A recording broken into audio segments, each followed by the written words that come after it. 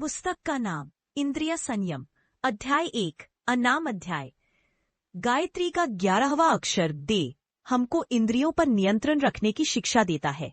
दे यानी स्ववशे पुंसा स्वेन्द्रियानि अखिलानि वै असंयतानि खादन्ति इंद्रियान्यतानि स्वामिनम, अर्थात अपनी इंद्रियों को वश में रखना चाहिए। असंयत इंद्रियां स्वामी का नाश कर देती हैं। इंद्रियां आत्मा के औजार हैं, सेवक है। परमात्मा ने इन्हें इसलिए प्रदान किया है कि इनकी सहायता से आत्मा की आवश्यकताएं पूरी हो और सुख मिले। सभी इंद्रियां बड़ी उपयोगी है।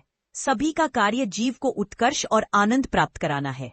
यदि उनका सदुपयोग किया जाए तो मनुष्य निरंतर जीवन का मधुर रस चखता हुआ जन्म को सफल बना सकता है।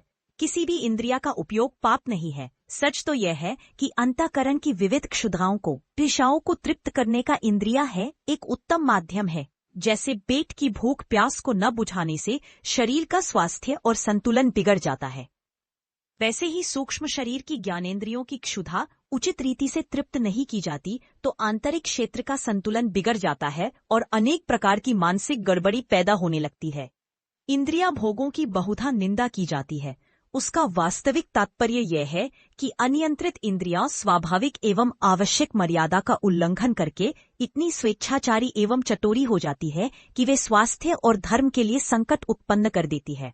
आजकल अधिकांश मनुष्य इसी प्रकार इंद्रियों के गुलाम हैं। वे अपनी वासनाओं पर काबू नहीं रखते। बेकाबू हुई वासना अपने स्वामी को खा जाती है। इसलिए यह परम आवश्यक है कि इंद्रियां हमारे काबू में रहें।